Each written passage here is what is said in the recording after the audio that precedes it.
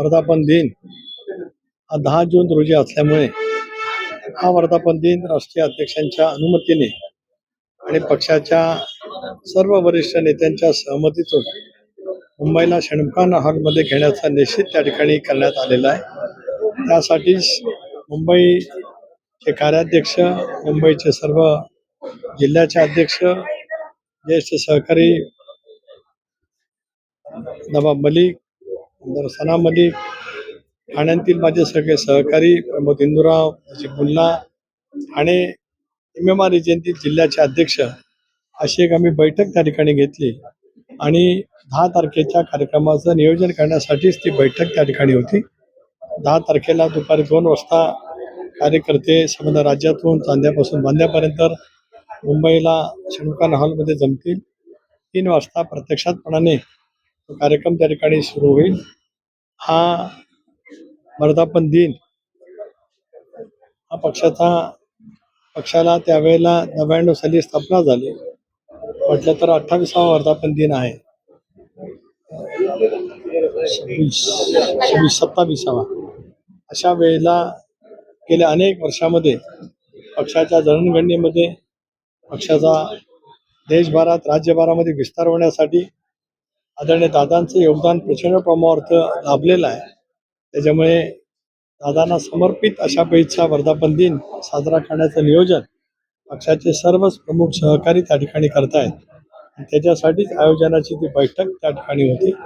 त्याच्यातून सगळ्या पक्षाचे पदाधिकारी, आमदार, माजी आमदार, खासदार, माजी खासदार, पक्षाचे उमेदवार, सर्व जिल्हाध्यक्ष, सर्व फ्रंटल सेलचे सर्व प्रमुख, तालुकाध्यक्ष, विधानसभा मतदारसंघाचे अध्यक्ष सर्वजण त्या ठिकाणी उपस्थित राहतील अशा पैचं नियोजन आम्ही त्या ठिकाणी करणार आहोत.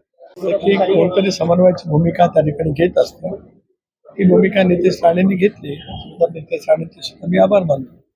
पण बाकी ठिकाणी देखील आहेत त्या अशाच पद्धतीने बिनविरोध होतील असं वाटतंय का? कारण की पुण्यामध्ये आणखी प्रशांत कंग यांची उमेदवार प्रदीप कंग नाशिकमध्ये आहे. जवळपास महाविकास आघाडीचे जे उमेदवार आहेत ते अर्ज मागे घेताना दिसतात किंवा बेपत्ता तरी लापत्ता तरी आहेत. गेले 2 दिवस आम्ही सर्वांनी मिळून म्हणजे रवींद्र चव्हाण साहेब, बावनकुळे साहेब, उदय सामंत, मी स्वतः आम्ही बऱ्याच वेळेला या संदर्भामध्ये एकत्रितपणाने बैठका घेतल्या आणि त्याच्यातून राज्यात ज्या ज्या ठिकाणी मित्रपक्षातल्या सहकार्याने अर्ज भरलेले होते ते मागे घेतले गेले पाहिजेत अशा पद्धतीची जबाबदारी प्रत्येक राजकीय पक्षांच्या नेत्यांनी घेतली होती.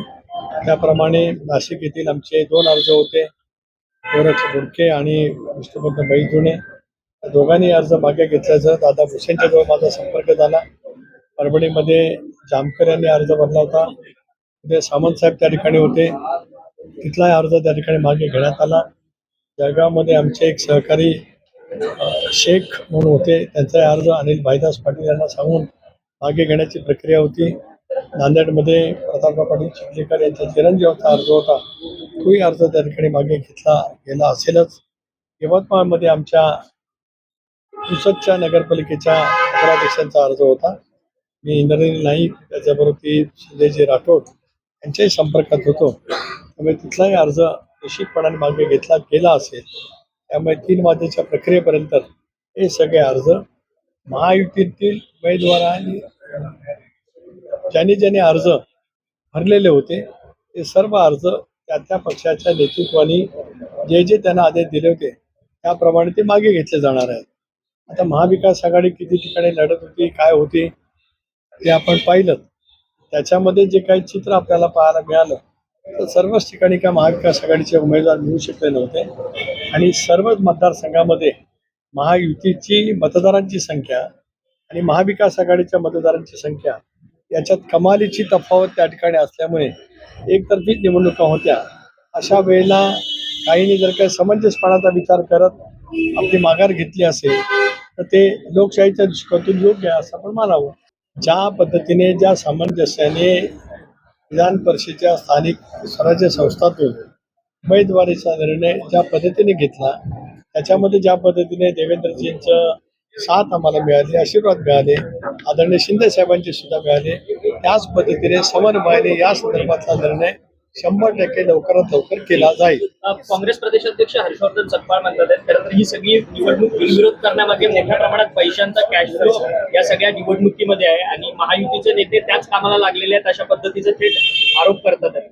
एक असं आहे की हर्षवर्धन सपकाळांना या 17 जागांच्या मध्ये आपले किती मतदार आहेत, महाविकास आघाडीचे किती आहे याची माहिती आहे. माझ्या माहितीप्रमाणे तुमच्यासारख्या सूत्रांनी दिलेल्या माहितीनुसार महाविकास आघाडीचे ज्या वेळेला बैठक भेटलेली होती त्यावेळेला ही जागा तुम्ही घ्या, आम्ही नाही लढवत, तुम्ही घ्या, तुम्ही लढवा. जिथे जागांच्यासाठी रस्सीखेच होत होती तिथे जागा देण्यामध्ये रस्सीखेच झालेली पाहायला मिळते. अशा वेळेला नैराश्यातून अपयशातून असे बोल येणार, याच्यापेक्षा वेगळं काय येणार अपेक्षित आहे. धन्यवाद.